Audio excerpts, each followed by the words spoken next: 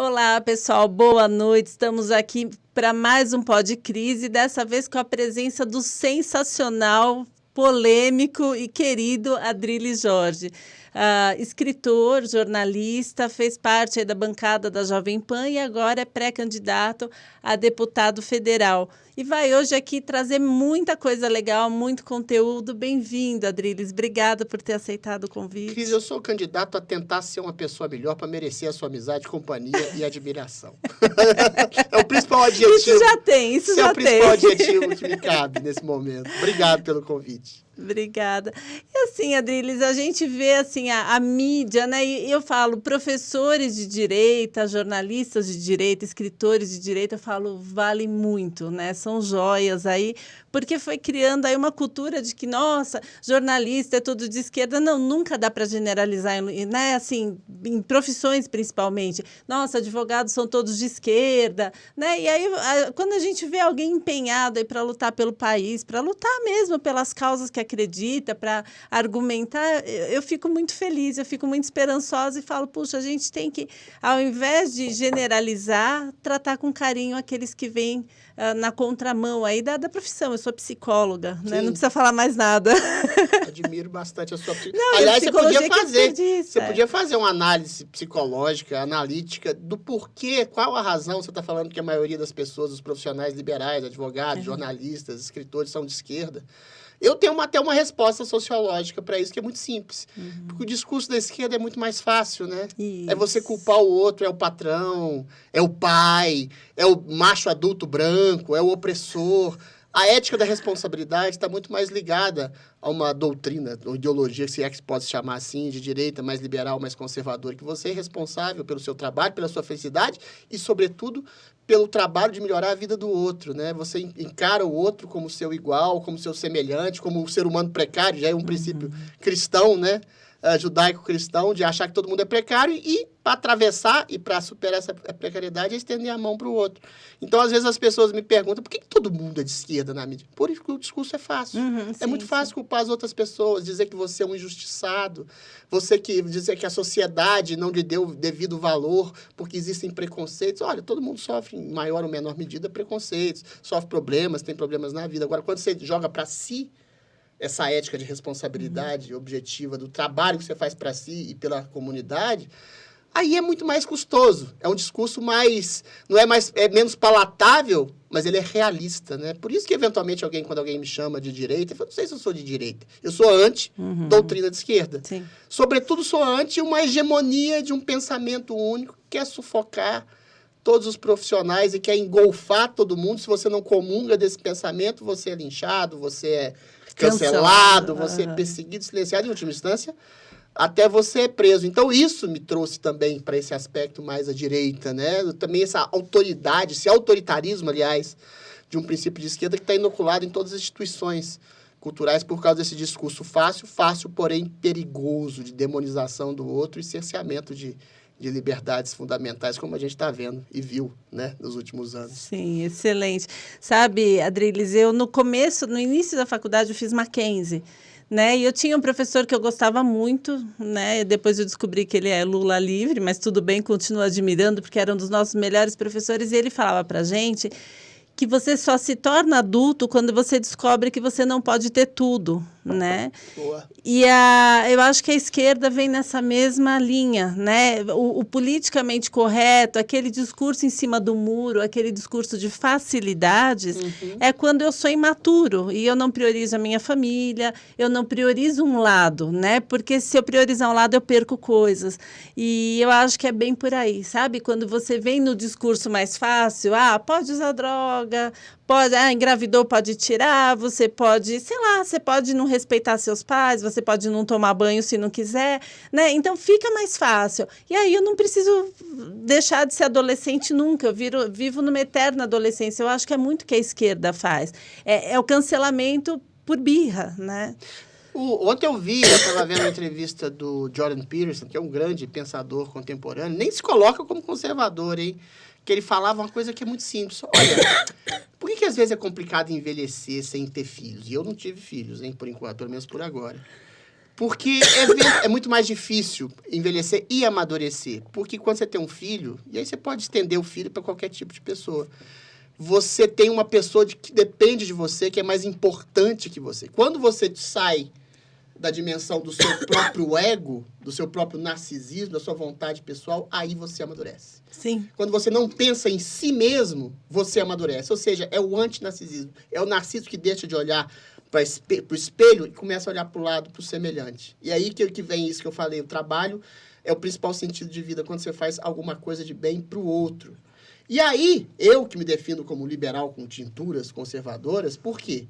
Porque a gente tem uma crise, uma demanda por liberdade hoje, né? Liberdade de poder trabalhar, de poder educar seu filho sem ideologia, de não ter uma ditadura sanitária que te impede de andar na rua, de colocar sustento, comida no prato da sua família. Liberdade de você ter uma polícia que eventualmente ter a liberdade de te proteger para você andar seguro nas ruas. Uma série de liberdade que está incrustada em todas as dimensões das atividades sociais. Aí, quando um cara que é de esquerda mais progressista fala, eu quero liberdade para usar droga, quero usar liberdade para matar uma criança no ventre, como é o caso do aborto, aí não é liberdade. Aí as pessoas confundem liberdade com libertinagem. Por que o liberal, o simples liberal, coisa que eu não sou, eu acho que ele é limitado? Porque a liberdade ser um princípio de responsabilidade, ser um princípio de percepção e consciência da realidade, da vida, do país, do mundo, ela se presta simplesmente a você ser escravo dos seus desejos, das suas mesquinharias. Então, quando você tem uma apreensão maior da realidade, você usa a sua liberdade para melhorar a sua vida e a do outro, num trabalho em conjunto. Olha, o Kant tem uma coisa que eu acho maravilhosa que define isso. Liberdade é não ser escravo do próprio desejo. Então, o que eu acho que a esquerda faz é esse tipo de liberdade ampla e disseminada, que é paradoxal, ao mesmo tempo que é uma liberdade ampla e disseminada, de tomar drogas, de ter uma vida promíscua, de fazer aborto, etc. e tal, mas é uma liberdade irresponsável. E quando tem algum tipo de coisa que se refere às liberdades fundamentais, como a liberdade de trabalho, que é uma coisa sacrossanta, é uma coisa que está na Bíblia, mais que na Constituição. Aí tem um ditador sanitáriozinho que fala, tem um vírus aí, você não pode trabalhar, você tem que trabalhar na hora que eu quiser. Isso nunca aconteceu na história da humanidade, nem na época da ditadura militar aqui no Brasil. Você não pode sair à rua em determinado horário. Isso é toque de recolher, isso é coisa de ditadura. Isso. Você não pode educar seu filho. Sendo que, na época, não vou retomar esse assunto, as crianças eram as pessoas menos infensas da doença. Você não pode educar seu filho é proibido de ser educado. Ou seja, aí a esquerda se coloca de maneira autoritária. Não, o Estado tem que tomar conta da vida do cidadão. Você é livre para poder matar a criança no ventre, você é livre para poder, de alguma forma, ter até um contato com a bandidagem, porque a bandidagem é vítima social, coisa que é uma mentira, sendo que a maioria das pessoas trabalham e não é vítima social, não é bandida. Você tem liberdade para consumir drogas, para fazer o que você quiser, mas desde que o Estado prevaleça sobre o seu trabalho, sobre a sua educação, sobre a possibilidade da polícia não te proteger, porque o bandido também é vítima social. Ou seja, é uma esquizofrenia, é nesse sentido que eu me defino como anti-esquerda. Eu converso com todo mundo, sabe, Cris? Eu falo, eu dialogo. Quem não dialoga, quem não tem dialogado, é essa parte da esquerda que está incrustada não só na mídia, como no judiciário. Sim, sim. Que fala sobre aspectos de discurso de ódio, fake news, querer definir o que é verdade ou não, o que é indignação justa com uma autoridade que está conspurcando a instituição. E você pode querer a deposição, inclusive, de um ministro. Você pede deposição de presidente desde os anos 90, por que você não pode criticar o ministro e dizer fora, sei lá, fora Gilmar, fora qualquer um? Não dizia fora FHC, não dizia fora Lula, não dizia fora Dilma. Presidente pode. Presidente pode. Fora Bolsonaro, pode dizer fora qualquer um. Então, a gente tem uma crise de liberdade, por um lado. Olha só como é que é esquizofrênico, Cris. Tem uma crise de liberdade, por um lado, e tem um cerceamento absoluto de liberdade, por outro. Então, é difícil você aceitar esse tipo de doutrina, e de esquerda, mais progressista, e é mais difícil ainda quando esse tipo de doutrina progressista está incrustado tanto nas redes sociais, que censuram hoje também, no judiciário, na mídia, que deveria investigar a verdade, não recortar a verdade, a realidade segundo um aspecto ideológico. Então, assim, eu poderia até antecipar uma pergunta que você faz. Por que eu sou candidato? Para isso tudo. Para estabelecer uma verdadeira liberdade com uma verdadeira responsabilidade e, de alguma forma, perceber hoje a situação mais esquizofrênica que a gente vive na história, Cris. São pessoas que falam em democracia e liberdade, autoridades, todo mundo sabe quais são, que são as que mais regulam e cerceiam e perseguem a democracia e a liberdade que praticamente estão querendo fazer, estão conseguindo fazer em grande medida uma ditadura no país, para além de um governo conservador legitimamente eleito. Exatamente. Como você disse muito bem, são pessoas, Adriles, que vivem pelo princípio do prazer. E se não são atendidas, fazem birra, né?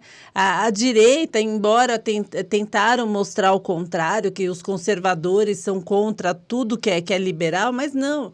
A gente quer um país mais enxuto, a gente quer que as famílias determinem suas regras, a gente quer o poder da liberdade de pensamento, de expressão. Isso, para mim, é ser liberal. Né? É conservador nos valores, mas liberal no comportamento, que é o oposto do que toda a esquerda prega. Porque é isso, a esquerda, quem foi que cancelou aqueles que não quiseram tomar vacina? Há poucos dias eu vi uma mulher dando graças a Deus porque um senhor de 70 anos que se recusou a ser vacinado acabou de ser demitido. Você já imaginou o dano que isso traz? Isso é horrível. E ser vacinado com uma imunização de uma cepa diferente, que não é a que está agora correndo, né? Não é a que está contaminando agora, não é a atual. Então, a gente olha assim, a esquerda se permitindo um cancelamento, uma imposição de ideias e uma ditadura marxista, né? Porque dentro das regras deles, eles são bons, né? E isso, marxista cultural. Não é só econômico. Mas... Não, é muito mais amplo. E é isso, eu vi hoje um post que me mostraram de uma mulher falando que não, os pais são um mal necessário na vida dos filhos, que só o Estado sabe o bem real para o futuro e para a vida de uma criança. Então, Adriles, é assim... É uma guerra de narrativa, é uma inversão de valores imposta. Infelizmente, aqueles que se nutrem de informações por algumas emissoras de TV, por exemplo, reproduzem isso. Nossa, o Covid matou tanta gente, Bolsonaro é genocida, a vacina salva vidas. E não é bem o que a gente vê na prática. Eu sempre falo, pode assistir televisão, pode ouvir rádio, você pode fazer o que você quiser, mas diversifica suas fontes de informação. Nossa, isso que você falou por último é fundamental. A diversidade de fontes de informação, a investigação da realidade, que é o que um jornalista deveria fazer e não faz. Eu sou jornalista de formação, ele sai doutrinado de uma faculdade de comunicação para ser militante ideológico, que é o contrário do jornalista. O jornalista vai aberto para a realidade para perceber onde está a possível verdade factual e objetiva dos fatos e onde está uma análise mais percussiente, mais profunda da realidade. O militante ideológico, ele aprisiona a realidade dentro daquilo que ele já acredita e já está preconcebido, né? Você deu um exemplo muito bom da questão da vacinação. Tudo bem, eu me vacinei 2 vezes. Eu quero e continuo a querer acreditar na ciência, né? Mas o que é ciência? Ciência, você tem uma possibilidade de vacina desenvolvida durante anos, testada durante 4, 5 anos, isso é a tradição.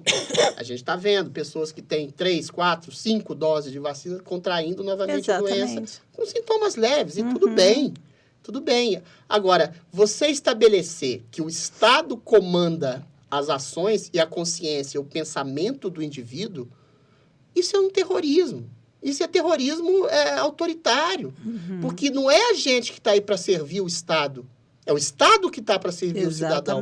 O Estado serve, é um pressuposto para que as pessoas não tenham que usar a força, para que não haja uma injustiça e que a mesquinharia, o sentido de agressividade, aquela coisa do olho por olho, dente por dente do ser humano, se estabeleça. O Estado existe para criar um mecanismo e uma estrutura que permita uma maior misericórdia, uma maior justiça social, um maior princípio de responsabilidade, para que as pessoas tenham uma segurança maior para usufruírem da sua liberdade.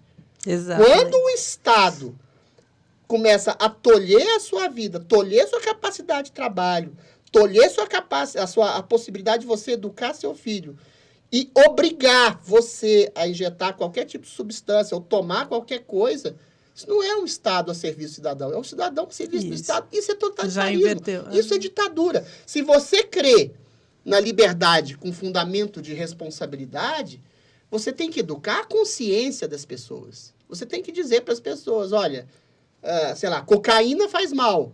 Você pode tomar álcool também, faz mal em doses cavalares, você vai se tornar um alcoólatra. Se você tomar vacina, você pode ter algum tipo de efeito colateral. Talvez seja melhor nesse momento que a gente está numa pandemia. Mas é uma vacina feita a toque de caixa. Ela não tem a segurança de uma vacina feita durante 10 anos. Tudo isso que eu estou falando, eventualmente aí chega um juiz, um jornalista fala, você não pode falar isso. Por que eu não posso falar isso? Você Por que eu não posso contestar? A ciência é feita de uma contestação e de experiências permanentes. Eu não posso falar nem da contestação de uma vacina que você toma 5 doses e não inibe o contágio da doença. Eu nunca vi uma vacina assim. Estou dando um exemplo só. Então, você fazer uma educação profunda para conscientizar as pessoas, esse é o princípio liberal conservador da qual eu acho que eu comungo. Nem gosto desse nome conservador. Acho que o nome correto seria progressista esclarecido. Aquele que quer progredir, de fato, mas olhando para as conquistas do passado, para investigar o presente, para melhorar o futuro. Porque o conservador parece que quer conservar tudo que é de ruim. Escravidão é isso que é o jogo conceitual da esquerda, que é muito nefasto, faz na cabeça das crianças e adolescentes. Você quer conservar a escravidão, o machismo, o racismo, coisa do tipo. Não é isso. O conservador é um progressista esclarecido de fato. É aquele que não quer romper com os valores conquistados pela democracia, a tripartição dos poderes, a liberdade de culto, os valores judaico-cristãos que balizam nossa sociedade, o valor de família, que é o valor de comunidade, de você cuidar do seu semelhante, como você cuida do seu pai, da sua irmã, do seu filho, etc. Ou seja, são isso. Ninguém está querendo tolher a liberdade, ninguém está querendo voltar para trás, ninguém está querendo voltar a um passado de opressão. Todo mundo quer avançar, mas conservando aquilo que foi bom. E uma das coisas que a gente mais quer conservar, é a liberdade em todos os seus âmbitos, liberdade de trabalho, de expressão, de ir e vir. E isso está sendo tolhido de nós, com um Estado hiperprotetor que não protege nada, que te oferece uma pretensa segurança e tira a sua liberdade. Entendeu? Só no Covid são centenas de milhões de pessoas voltadas para a miséria no mundo inteiro. Sim. Morreram o quê? Te dá só um dado, 5 milhões de Covid, né? A ONU e a FAO, que não são organizações conservadoras, previram centenas de milhões de miseráveis. Dentre esses centenas de milhões de miseráveis, provavelmente morreu muito mais. Sim. E vai morrer muito mais do que os contaminados pela Covid, você percebe? Então, valeu a pena você fazer esse isolamento social maluco? Valeu a pena você tolher trabalho, tudo quanto é liberdade de educação, liberdade possível de ir e vir? Será que valeu? Será que isso não é um princípio inoculado de um que as pessoas abominam essa palavra, isso é coisa de teoria da conspiração, de um neocomunismo, de um Estado totalitário que quer comandar a vida do indivíduo e o indivíduo transforma-se no verdadeiro robozinho teleguiado? Eu não quero ser robô. Eu acho que o Estado é necessário na medida justa em que ele é necessário. Eu não quero um Estado ditando a minha vida afetiva, a minha educação. Não quero um Estado mandando dizer o que eu tenho que tomar, não deixar de tomar. Não quero um Estado dizendo que horas e quando eu posso trabalhar. Isso, para mim, não é Estado. Isso, para mim, é ditadura. É ditadura. E, eventualmente, infelizmente, a gente parece viveu uma coisa muito próxima disso. Muito próxima. Está vivendo de alguma maneira. Um bom exemplo, né, Adriles, a Coreia do Norte, que determinava até o corte de cabelo que os homens poderiam usar, né? E, infelizmente, assim, as pessoas não observam muito esses detalhes. Acham que é radicalismo. Nossa, quando a gente alerta, o preço de se perder a liberdade e não se lutar por ela, né? E a gente vê assim, eu tive Covid, eu também tomei 2 doses, né? E aí a gente fala assim, puxa, eu tomei a vacina, mas eu acho que ninguém pode ser obrigado. Ninguém pode ser obrigado a tomar algo que a gente não conhece os efeitos colaterais. Você é obrigado a não matar, não roubar e não cometer crime. Exatamente, porque envolve o outro. E aí a gente vê, por exemplo, a gente vai, né, muitas pessoas falam, não, mas aqui é um país livre. Se eu escrevesse Covid no Facebook ou no Instagram, já aparecia um alerta na hora. Você tem certeza do que você está postando? Você não pode nem escrever. Exatamente. Eu estou em shadowban no Instagram porque eu falei que o aborto daquela menina de 7 meses tinha sido um assassinato, não foi? Exatamente, foi um assassinato. Então, assim, é uma censura ideológica. Está em todos os lugares. Exatamente. Nas redes sociais você não pode falar, no jornal você não pode falar, um deputado se fala de maneira agressiva pode ser preso. Ou seja, você tem censura para todo canto. E liberdade de expressão é uma coisa que tem e deve sobrar. Você pode flertar com a irresponsabilidade. Agora, mais irresponsável é você tolher liberdade de expressão em pressupostos ideológicos de opinião de uma ou determinada pessoa que quer ditar, que quer estabelecer os ditames do país, no judiciário, na mídia, em qualquer coisa assim, e você começa a ser tolhido, perseguido, e aí você cria a pior das coisas, Cris. E às vezes a gente nem percebe, que chama-se autocensura. Sim, Será que eu sim. vou falar isso? Isso. Será que eu vou dizer isso? Como a gente Será que eu aqui. posso pensar isso? Sim, sim. Então fica todo mundo tendo que pensar igual, falar Isso. igual, dizer igual. Mais uma vez eu me tornei candidato para combater esse estado de coisa que eu acho que é assustador hoje no Brasil, em boa parte do mundo. Adriles, desde 2016, o pessoal que me acompanha sabe. Aliás, o pessoal compartilha esse podcast, que é uma raridade isso daqui. Né? A gente acaba trazendo muito conteúdo. Desde 2016, eu fazia 1 hora de live todos os dias e fazia tranquilamente isso. E aí eu comecei a ver vários amigos serem perseguidos, terem lá o seu computador confiscado, ter que prestar esclarecimento. E eu fui, exatamente o que você disse, autocensura. E eu fui limitando cada vez mais. Então, hoje, medo, né? cada 10 palavras que eu falo, 5 eu penso, é melhor não falar, né? É terrível isso. A gente vem para o podcast, muitas vezes, assim, o que não pode ser falado, né? Hoje foi mais tranquilo, mas dependendo de quem chega aqui, que eu não sei muito a linha, a gente coloca alguns limites. Olha, pelo amor de Deus, não toca nesse assunto.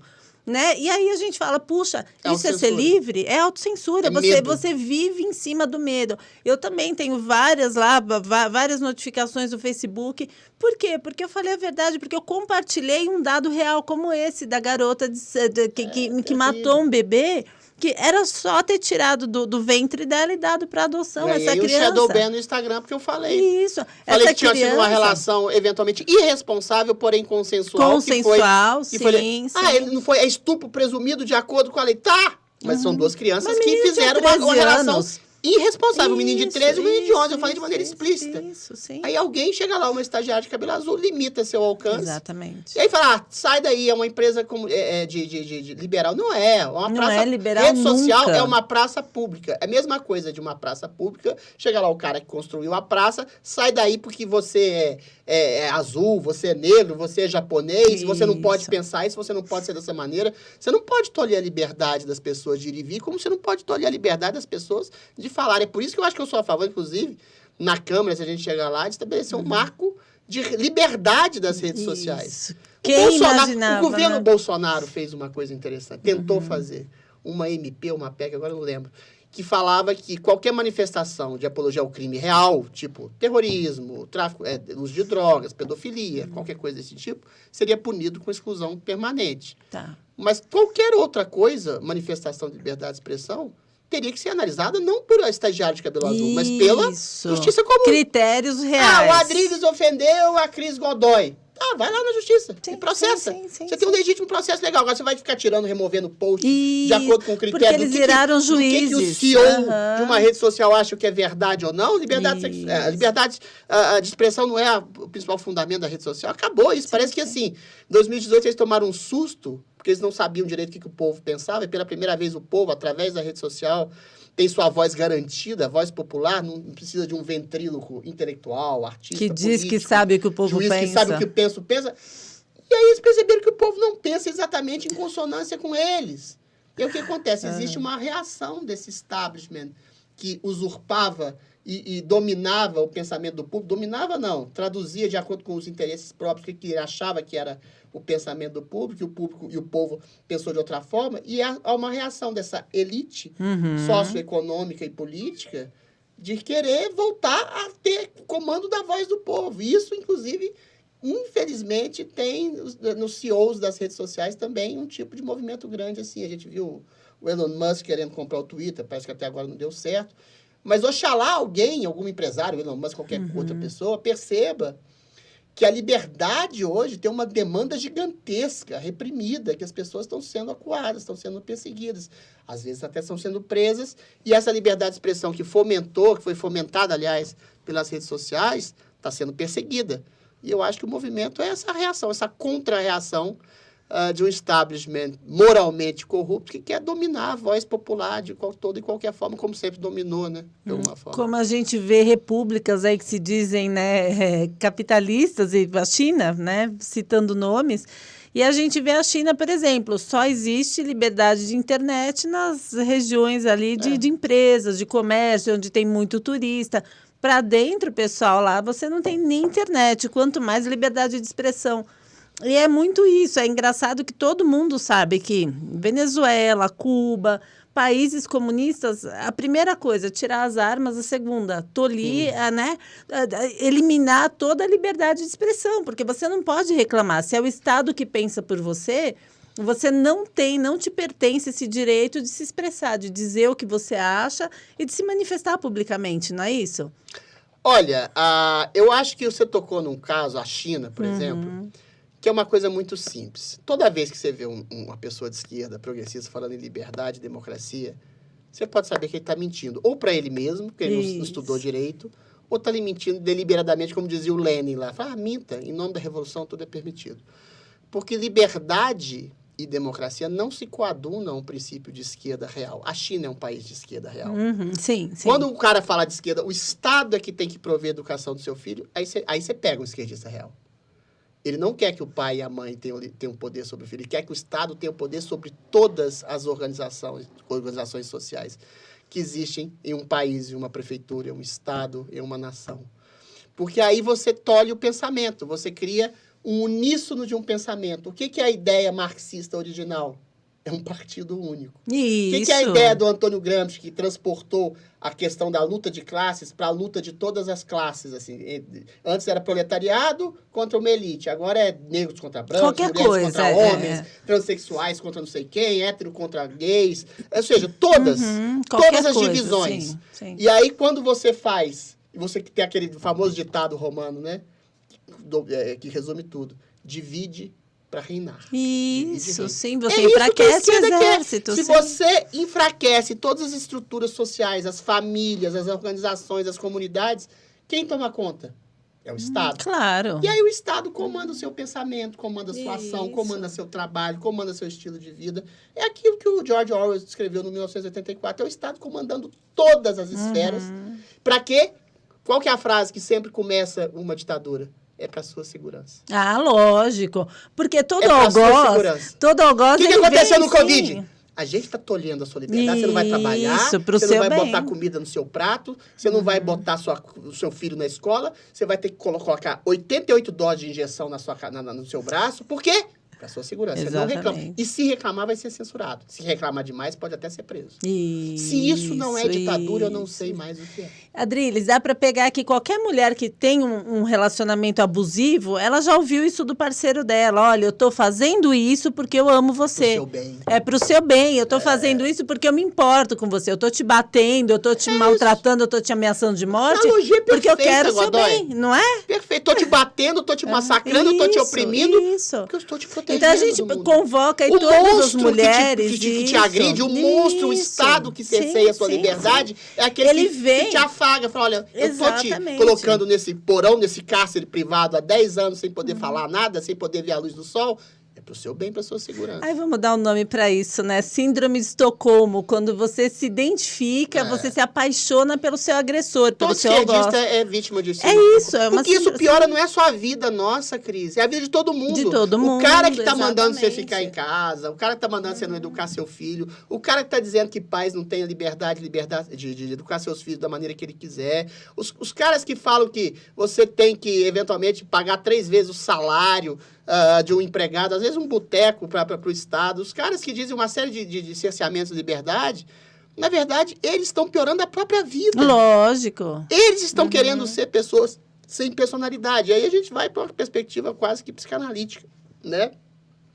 Você formar, você se agregar a um grupo e, às vezes, se desvincular de uma individualidade, de uma personalidade que vai se chocar inexoravelmente com outras percepções de mundo, é fácil.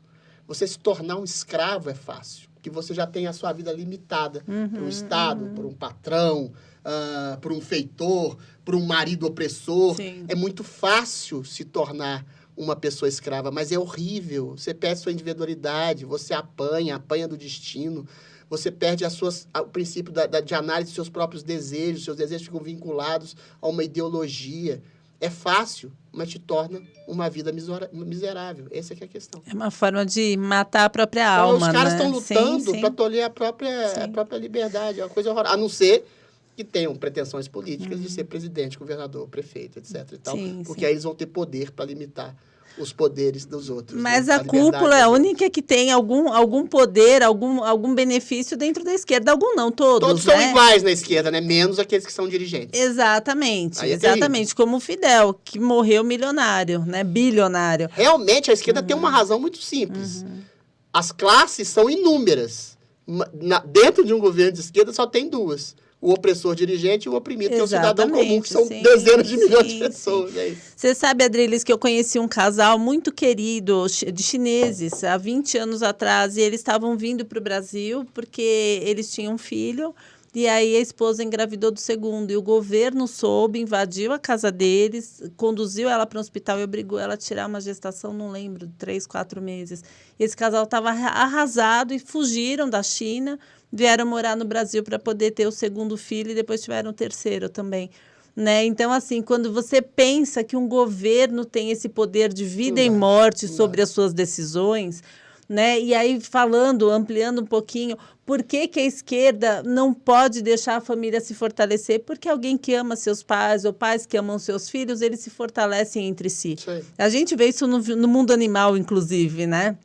E na raça humana, muito mais. Então, uma família com uma base sólida é um guerreiro muito mais fiel ao seu lado, aos seus princípios, do que alguém que não ama ninguém, que está ali pelas drogas ou que está ali pela perversão. Essa pessoa ela não tem nada a perder, ela não vai pensar, puxa, minha mãe vai ficar triste se souber disso, meu pai vai se decepcionar comigo. Ele simplesmente vive pelo princípio do prazer. E aí é um soldado muito mais fácil para eles, né? Para a esquerda manipular é alguém que não tem nada a perder, que só precisa de alguém ali para lustrar um pouquinho o ego. Olha, você é importante, vem aqui, eles não te querem, mas vem para o movimento negro, vem para o movimento qualquer que seja, porque a gente vai te receber de braços abertos, né? E aí é isso, você segrega a pessoa para poder trazer ela para si, mas não para ajudar, e sim para poder manipular com mais facilidade. Porque você prega que aquele indivíduo foi rejeitado por todos e só você vai acolher. Mais uma vez, né? O princípio aí da violência e da manipulação. E a síndrome de Estocolmo, que você tão bom botou. Síndrome de Estocolmo, para quem não sabe, é o sujeito que é sequestrado e num momento lá de disfunção psíquica, começa a sentir simpatia por aquele que tolheu a sua liberdade, porque aí você vai se adequando àquela realidade de oprimido, de escravo e de pertencente a alguém que está exatamente te oprimindo, né? Você cria afeto por aquele que te sequestra. E defende acima de qualquer coisa, capaz que se chegar a polícia, a pessoa bate na polícia para defender quem causou todo o mal. Quem fez todo o mal a você, quem te oprimiu, quem te cerceou a sua liberdade. Você estava falando da China, esses dias eu vi um documentário, eu esqueci o nome, em que é aterrador. As mães os pais deixam crianças para ser devoradas por formigas na beira de estrada, porque o Estado tem um controle de natalidade absolutamente absurdo, tem um controle de natalidade em relação a querer ter mais homens, porque o trabalho é mais profícuo dos homens, as mulheres são abortadas, são deixadas à morte. Quando você deixa o Estado chegar a esse ponto, é terrível. Mas como é que começa esse tipo de ditadura? Pois é. As pessoas às vezes acham, Adri, você está fazendo teoria da conspiração. Não, a gente está vendo. Isso. Acabou de ver, o Estado tolheu a sua capacidade de trabalho, o Estado não deixou seu filho estudar. Isso não é de Constituição, eu volto a dizer. São princípios consagrados pela história do humanismo mundial. Ninguém nunca proibiu alguém de trabalhar, meu Deus. Isso é inédito na história da humanidade. E quando você fala de família, eu realmente fico tocado pelo seguinte: é na unidade familiar que você percebe aquilo que a gente estava falando, de você ter um princípio de maturidade através da responsabilidade com o outro. Nenhuma pessoa tem tanto afeto e carinho quanto por um filho. Sim. Então, você cuida daquele filho. Você não quer oprimir aquele filho. Você quer que aquele filho se dê bem na vida. Você quer que aquele filho tenha liberdade. Você não quer que aquele filho seja um vínculo eterno a você como se fosse um escravo. Sim. Você cria um filho para o mundo, mas o elo que te liga àquele filho é o afeto. O Estado não tem afeto. O Estado é uma máquina burocrática feita por homens. Esses homens podem ter um princípio de comunidade familiar e querer fazer alguma coisa de bem pela humanidade. Mas quem te ama é quem te conhece. Isso é bíblico. Sim. Amar é conhecer alguém. Conhecer é amar. Você conhece a fundo o seu filho, você conhece seu pai, você conhece sua mãe. Então, você deseja, através daquele amor a um indivíduo, você conhece a sua esposa, o seu marido, através da escolha de uma única pessoa, ou do vínculo genético que você tem, você não só escolhe amar, você quer amar, você é ligado pelo amor. E quando você estabelece esse vínculo de cada pessoa, cada filho que você tem, a cada pessoa que você se torna amigo, você vai expandindo essa capacidade familiar de amor. Então, a família é a primeira unidade desse tipo de amor. E aí eu fico com muito medo, eu tenho muito receio desse amor, entre aspas, burocrata, que eu chamo, do Estado pelas pessoas. Os deputados, os senadores, o presidente, um juiz, talvez fique muito isolado da população pela máquina e pela estrutura do poder.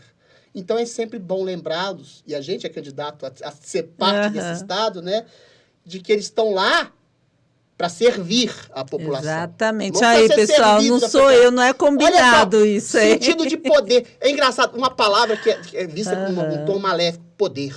O que é poder? É o que a palavra fala. É poder fazer algo por alguém. Por alguém. Por que eu quero poder?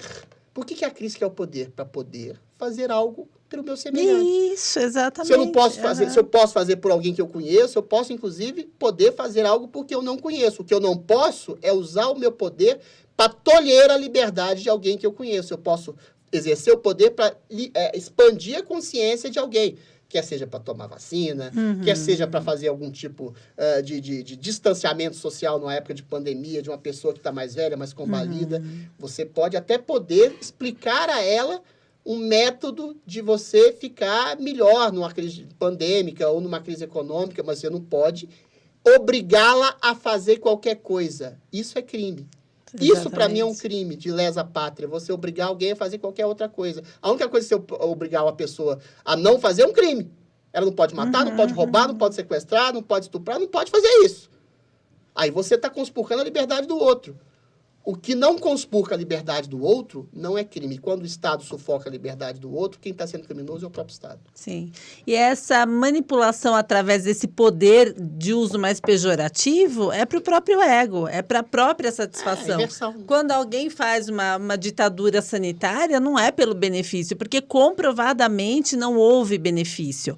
Se as pessoas tivessem trabalhado, eu falo desde março de 2020, quando iniciou o fechamento da cidade, do país. Adriles, assim, Covid pode ou não matar, a fome com certeza mata. Né? Então, assim, deixar um pai desempregado, deixar uma família sem nenhuma forma de se prover, isso com certeza leva à morte, né? De forma muito mais garantida que o Covid. O Covid não foi isso, o Covid não foram 100% das pessoas que pegaram Covid, prova disso nós estamos aqui, que morreram. O índice de mortalidade de Covid é 0,1%. O índice de mortalidade de fome e miséria é bem maior. Exatamente. O dano trazido para crianças, adolescentes. Eu tenho uma filha, minha caçula tem 15 anos. Assim, a sala dela, ela fala para mim, hoje a maioria toma remédio psiquiátrico. Porque o que acontece? A gente roubou deles 2 anos de vida social, a gente roubou deles 2 anos de esperança, de alegria, de risadas, porque, pessoal, ser estudante é a melhor parte da adolescência, mas desde que você frequente a escola, desde que você encontre amigos, desde que isso gere algumas festas, alguns jogos de futebol, tiraram tudo isso deles. É criminoso. E os pais ainda tinham chance de ir no supermercado, no banco, as crianças não, os adolescentes também não, eles passaram 2 anos enclausurados, né? É um déficit cognitivo que é irreparável. 2 anos, você lembra quando você era criança que 1 ano demorava um século? Um século, Natal nunca chegava, a gente ficava o ano inteiro esperando. Quanto mais velho a gente fica, o tempo vai passando mais rápido. E isso que você está falando, a possibilidade de alegria, a possibilidade de comunhão, a possibilidade de estabelecer vínculos de amizade, de afeto, de amadurecimento através do contato com um colega, com um amigo, com a pessoa que você não vai muito com a cara, com o professor. Sim, Fora que a base. Sim, você tirar 2 anos de aprendizagem, não adianta dizer, de educação digital não é a mesma coisa. Não, você não vai assimilar muito menos. Nunca. Você tirar 2 anos da possibilidade de se educar de uma criança, aí sim é você congelar a desigualdade social. Exatamente. Porque você está impedindo aquela criança de estudar durante 2 anos e congelando a possibilidade de ascensão intelectual, portanto, de ascensão moral, de ascensão social, de ascensão social, de ascensão intelectual, de ascensão financeira, tudo. Exatamente.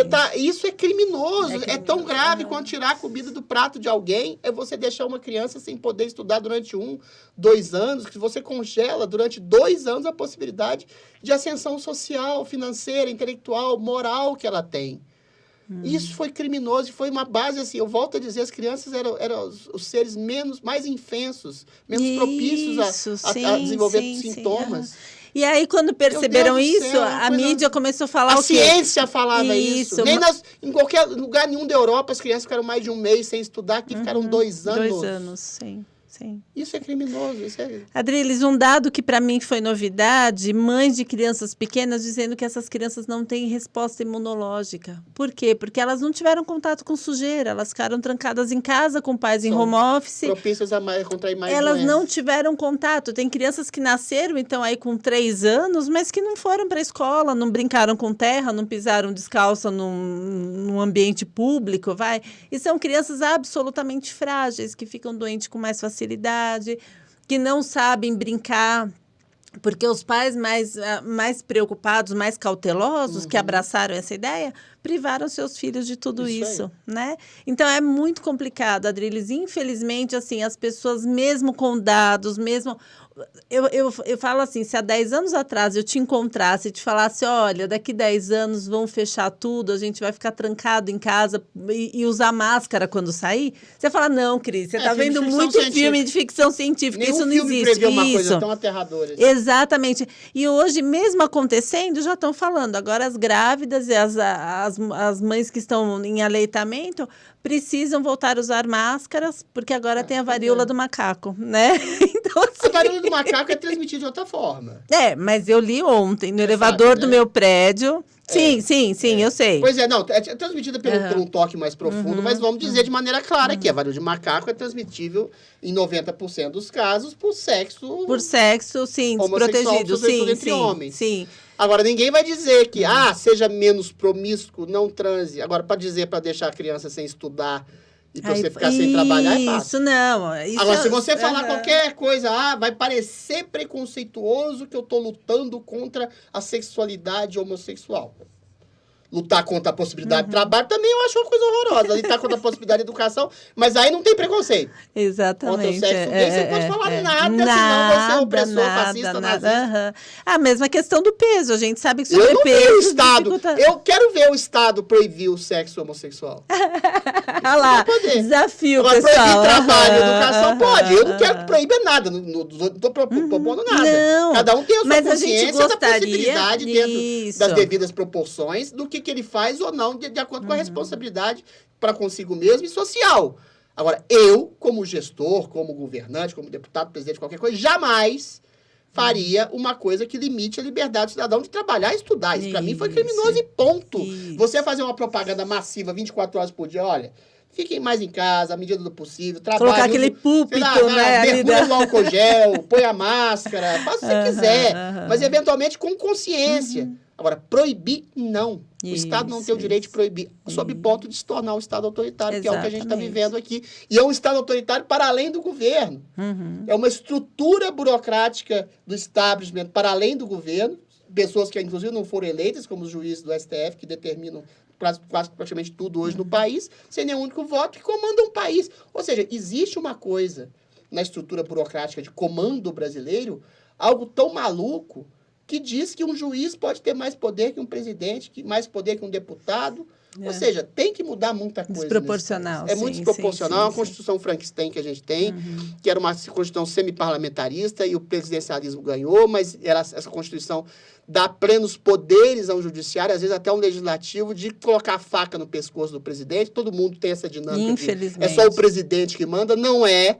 O Congresso manda mais que o presidente, o Judiciário está mandando mais que os dois, né? Porque chantageia um Congresso, infelizmente, mal escolhido pelo povo, de metade de pessoas que estão atoladas em processos criminais lá.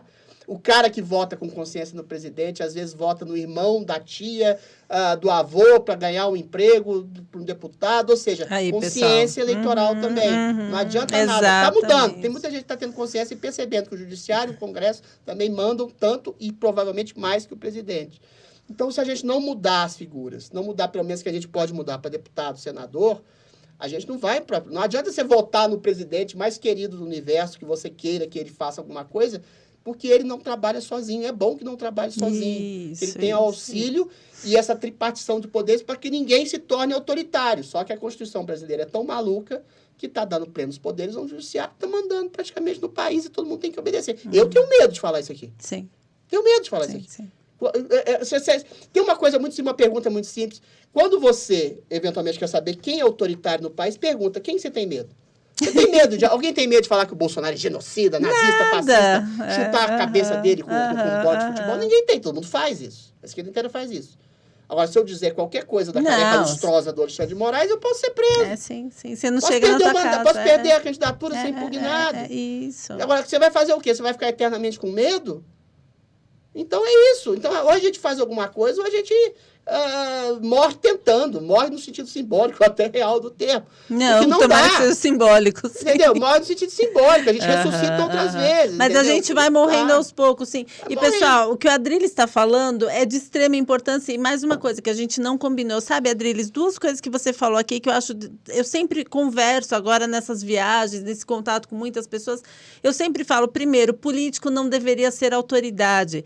Não deveria ser alguém que se julga acima da vontade do povo. Sim. E sim alguém que está lá, que foi escolhido por pouco tempo público. para servir temporariamente, né? Temporariamente por 4 anos, à vontade daqueles que o elegeu. E mais importante que isso é o que o Adriles falou: não adianta votar em Bolsonaro e não votar em deputados federais que não se alinhem com ele. Ah, mas é que o meu vizinho, ele é legal pra caramba, ele vinha aqui no aniversário do meu filho, eu vou votar. Que partido que ele é? Ele é do partido que está defendendo Lula para presidente. O pessoal esquece, ele nunca vai votar a favor de qualquer decisão, de qualquer intenção do presidente. Do Bolsonaro é contrastada no parlamento e fica por assim mesmo. Ele vota na ingovernabilidade. Exatamente, a mesma coisa aqui em São Paulo. As pessoas falam assim, eu vou votar no Tarcísio, porque eu gosto muito do Tarcísio, mas eu nem vou votar para deputado estadual. Ou eu vou votar para deputado estadual, mas eu sempre votei no Tucano e vou continuar votando porque ele é da minha cidade, eu quero votar em alguém da minha cidade.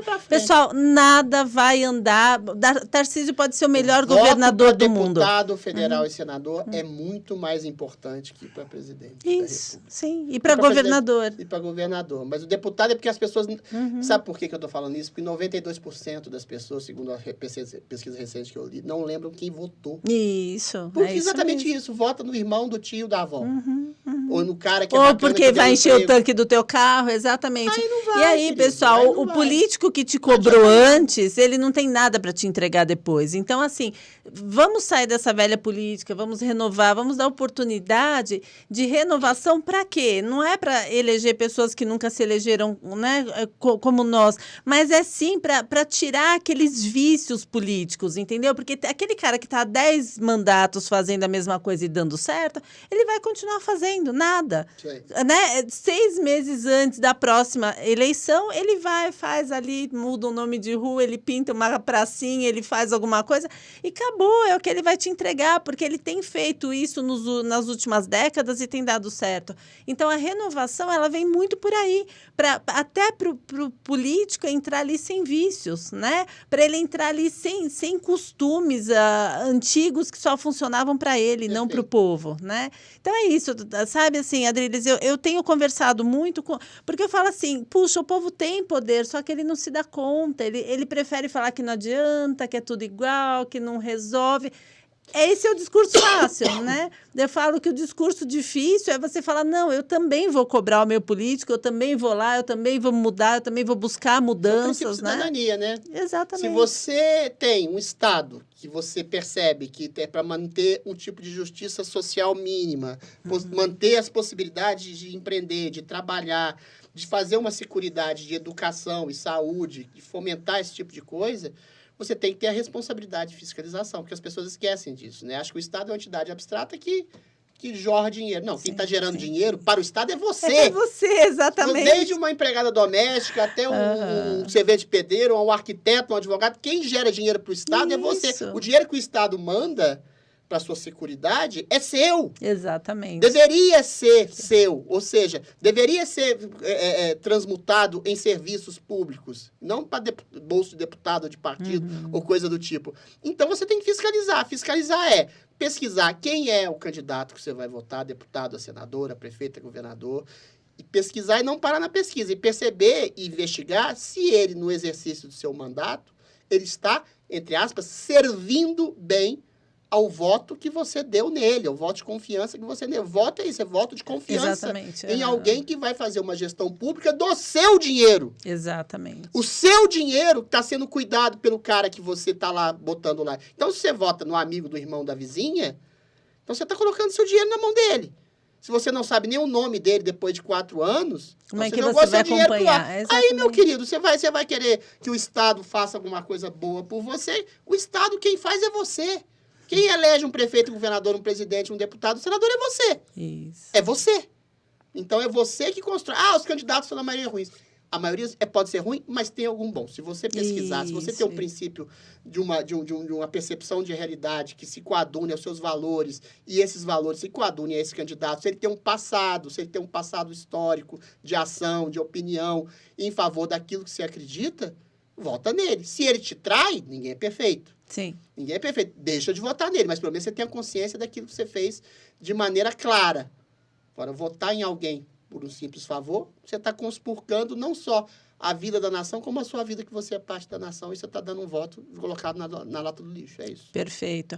Eu costumo dizer, eu acho que a palavra, assim, não sei se faz sentido para todo mundo, mas o brasileiro precisa assumir o protagonismo da vida dele. E assim, pessoal, o presidente não dá nada para ninguém, ele apenas direciona aquilo que você entregou para ele, ele vai devolver de forma eficiente ou vai comprar triplex, ou ele vai, né? Enfim, assim, ele pode fazer, né, várias coisas, mas assim, é observar como ele está remanejando esses impostos que ele arrecadou. É só isso, né? Então eu vejo a pessoa falar, nossa, o presidente está dando. Não, ele não está dando, ele tá devolvendo aquilo que foi recolhido. E é isso, existe uma cultura de glamorização. É como se o político em geral, desde o vereador até o presidente, fosse alguém que estivesse acima da população, não pudesse ser julgado, pudesse ser criticado, mas como algo que não tem como mudar. Tem como só mudar. Votar. Sim, é só Tirar votar. É só sair de casa no dia, não trocar pela praia, se tiver sol, porque a gente vê muita gente, não, no dia tava sol, os amigos chamaram para ir para a praia, eu fui. Um dia que você tem que tirar 15 minutos da sua consciência para avaliar, e é um sendo domingo, que você pode ter 4 né? anos para avaliar a atuação de quem você votou e em quem você vai votar. Né? Isso, perfeito, Adriles, perfeito. E é isso, pessoal, acho que a gente precisa, assim, ter essa consciência, a gente precisa ter essa percepção do país. Quando a gente lê hoje, por exemplo, eu fiz uma postagem hoje à tarde falando que a violência nunca diminuiu tanto. A gente tem 41 mil mortos ano, né? E aí as pessoas falando, não, é mentira, é mentira. E aí eu postei um gráfico que antes eram 62 mil, né? E aí, assim, a redução da violência é gigante. Apesar de pobreza, mesmo a pobreza foi diminuída exatamente pelo auxílio que o presidente deu, que injetou dinheiro na economia, que movimentou a economia, que faz a economia girar. O governo fez a sua lição de casa, né, estabelecendo a possibilidade de redução dos custos, até da própria gasolina, fazendo uma negociação com os estados, daquele imposto lá que eu esqueci o nome agora, e eventualmente ressarcindo os estados por esse imposto e eventualmente diminuindo o galão. Ou seja, se todo mundo faz o dever de casa, mesmo numa época que a gente teve uma pandemia, o isolamento social, na verdade, que solapou a capacidade de produção, o país hoje tem uma inflação menor que toda a América Latina. Isso, um crescimento maior, um desemprego sendo sufocado. Ou seja, as ações estão aí. Mas vem aquela, como diz o Augusto Nunes, a máfia da conjunção adversativa. Mas o Brasil cresceu, já viralizou com o meu querido amigo Emílio Surita. O país combate o desemprego, mas não sei o quê, tem um problema. O país cresceu mais que a América Latina, mas o país reduziu a pobreza, mas o país está cuidando dos famintos, mas o país reduziu a inflação, o preço da gasolina, mas, os fatos estão aí. Então, você compara um governo que tem feito, a despeito de um tipo de opressão, de uma oposição, e oposição não digo só partidária, até oposição na mídia, no judiciário, que é opressiva. E do outro lado, né? Do outro lado a gente tem um partido que comandou o maior esquema de corrupção da história da humanidade. De uma cúpula de um governo que foi presa. Eu quero falar isso de maneira muito clara. Eu não acho democrático que um ex-presidiário condenado em 3 instâncias por uma dezena de juízes possa ser candidato à presidência da República. Você tem deputado cassado Eu discordo da postura dele, por uma opinião. Exatamente, uma preso. Mamãe Falei. Eu não tenho simpatia por Mamãe Falei, não tenho simpatia por mim, mas o cara foi caçado com 8 anos inelegível porque ele falou uma frase vulgar sobre o ucraniano. Em particular.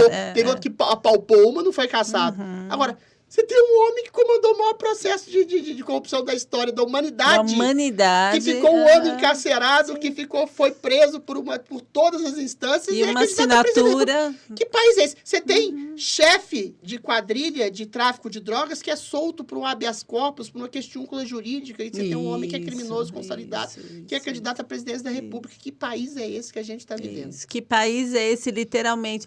Porque isso... Que justiça é essa que a gente tem? Então, e isso, né, Adriles, é um incentivo a qualquer jovem entender que o mal compensa. Claro! Né? É um incentivo a mostrar que tudo bem. Você teve a Lava Jato, que prendeu pela primeira vez criminosos de colarinho branco, de maneira séria, com fartas provas, comprovado, tudo. Qual outro movimento jurídico vai querer se colocar contra a corrupção, sendo que a própria alta cúpula da justiça liberou todos os bandidos e demoniza quem combateu a corrupção? Então, assim... Esse país tem que ser estudado. Esse país tem que ser estudado. Se 5 anos atrás, se a gente, resumindo todas as conversas nossas, que a gente previsse para qualquer pessoa que a gente ia ter que ficar em casa durante 2 anos, sem trabalhar, sem estudar os filhos, que o candidato Lula, que foi preso por todas as instâncias, condenado com fartura de provas, ia ser candidato à presidência da República, estaria nessas pesquisas estranhas em primeiro lugar para ganhar as eleições, que o judiciário estaria prendendo as pessoas por crime de opinião. Porque é fake news, o sujeito fez uma opinião que não vai muito... E as pessoas, um deputado, discurso de ódio. O cara falou que me criticou na rua no 7 de setembro, com bilhões de pessoas pedindo liberdade, falou mal de um juiz. Esse juiz acha que ele é a democracia, não é o povo na rua que é a democracia, então ele vai prender as pessoas que estão na rua. Isso é surreal, Cris Godoy. Totalmente. A gente vive um momento surreal. E eu acho que você também, eu posso dizer que está na minha companhia, a gente é candidato porque a gente quer enfrentar esse surrealismo que a gente não dá conta mais de ver.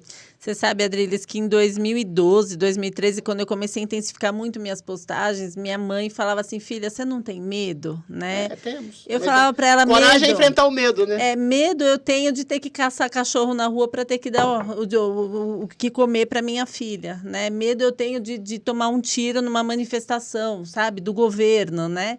E aí eu falava para ela, medo a gente tem que ter de não fazer nada. E tô aqui até hoje. Hoje ela abençoa, admira, e ela fala, filha, tem que ir mesmo. Nosso presidente merece gente do lado dele lutando. Coragem, medo todo mundo tem. O que diferencia um covarde de um corajoso é aquele que enfrenta o medo.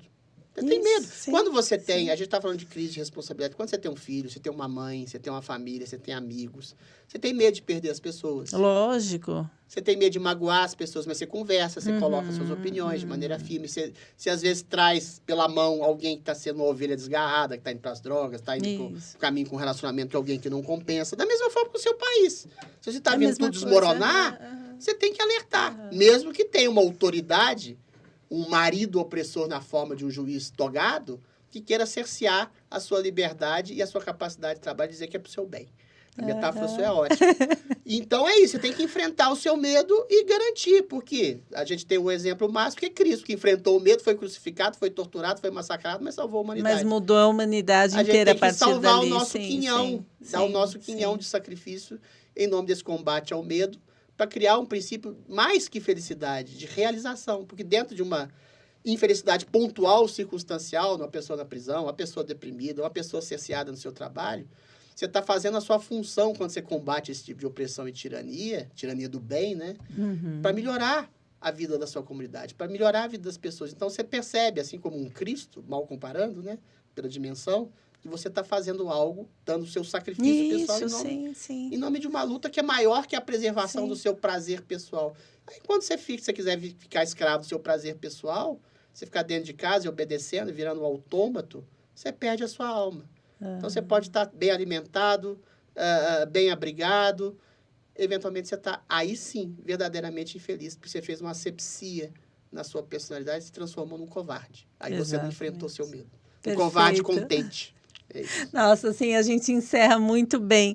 Adriles, obrigada. Olha, assim, que prazer te entrevistar. Que prazer, assim, acho que a gente tem teria mais 5 horas aqui para conversar certo. sobre tudo isso. Mas te agradeço muito, pessoal. É isso, assim, consciência, pesquisem, não votem gratuitamente, não votem só porque pegaram um santinho no chão, não votem né, na certeza de que isso daí não tem custo, tem custo. São 4 anos de uma tirania que pode continuar e que a gente pode perder o controle de vez. Porque eu falo, se a esquerda voltar, ela nunca mais sai. Eles não vão cometer o mesmo erro 2 vezes. É isso aí. É isso, pessoal. Obrigada, Adriles. Eu que te agradeço, prazer. Cris. Prazer gigantesco estar aqui com você. Obrigada. Até a próxima. Obrigada, pessoal.